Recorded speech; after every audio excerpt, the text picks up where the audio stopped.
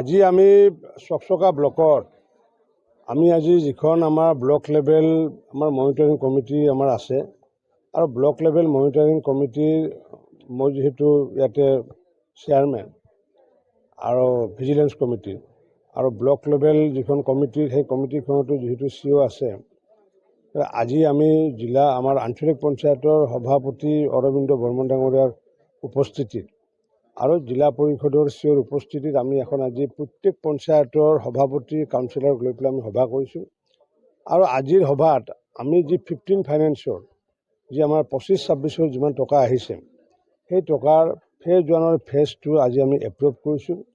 নিৰ্বাচনৰ বাবে আমাৰ সেইখিনি কাম ৰৈ আছিলে আৰু আমি বৰপেটা জিলাখনত আমিয়ে প্ৰথম যে ব্লক লেভেল মনিটৰিং কমিটিৰ আমি সভা পাতিছোঁ।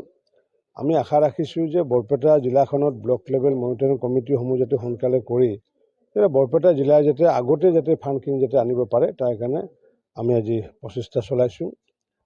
সকলো প্ৰেচিডেণ্টক মই এটাই আহ্বান জনাইছোঁ যে তেওঁলোকে নিজৰ পঞ্চায়তত যাতে যিসমূহ আঁচনি থাকে আঁচনিসমূহ যাতে সুন্দৰৰূপে ৰূপায়ণ কৰাৰ লগতে আমি যাতে আগন্তুক দিনত যাতে ৰাষ্ট্ৰীয় বঁটা যাতে আমি লাভ কৰিব পাৰোঁ তাৰ কাৰণে বিভিন্ন ধৰণৰ মই পৰামৰ্শ ইতিমধ্যে আগবঢ়াইছোঁ। কাৰণ কিয় বিগত সময়ত মই জ্ঞাত হৈছোঁ বহুকেইটা পঞ্চায়তে ৰাষ্ট্ৰীয় লেভেলৰ পুৰস্কাৰ পালে 1 কোটিকৈ টকাও পায় আৰু সেই টকাৰো বহুত ইতিমধ্যে কাম হৈ আছে। আগন্তুক দিনত যাতে চকচকা ব্লকেও যাতে আমি যাতে ব্লকৰ অন্তৰ্গত যাতে ৰাষ্ট্ৰীয় বঁটা যাতে আনিব পাৰোঁ তাৰ কাৰণে আজি আমি পৰিকল্পনা কৰিছোঁ আৰু আমাৰ এই যিহেতু ব্লক চকচকা ব্লকৰ নামটো মই আজি আহ্বান জনাইছোঁ।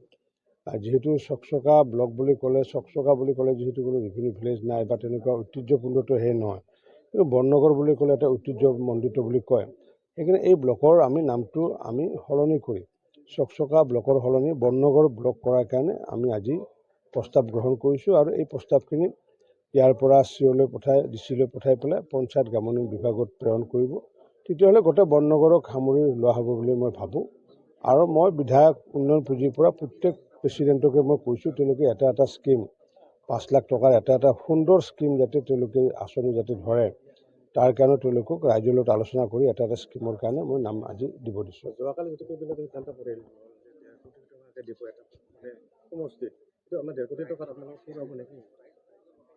ইমান দিনতো পুৰাইছে কাৰণ কিয় আমিতো 11 চনৰ পৰা বিধায়ক হৈ আছোঁ সেই সময়ততো আমি ধৰক মানে তেনেকুৱা পোৱাই নাছিলোঁ কিন্তু 21 চনৰ পৰা আমি যিহেতু 1 কোটি টকাক আমি যিটো পাইছোঁ গতিকে সেই 1 কোটিকৈ টকাৰে যথেষ্ট আমাৰ কাম হৈছে। 1 কোটি মানে 5 বছৰত 5 কোটি টকা।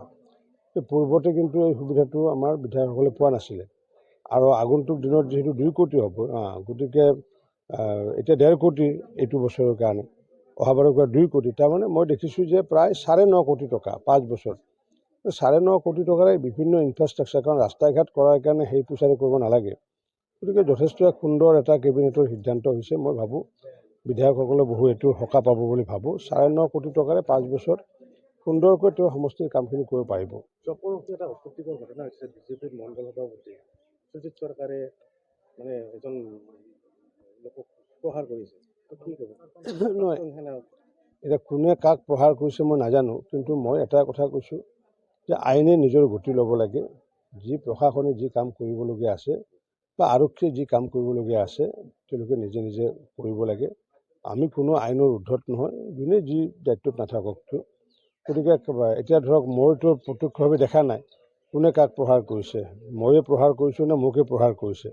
গতিকে এইটো নিশ্চিতৰ পৰা আৰক্ষী তদন্তত এইটো আহিব বা FIR কি FIR দিছে সেইটো মই নাজানো।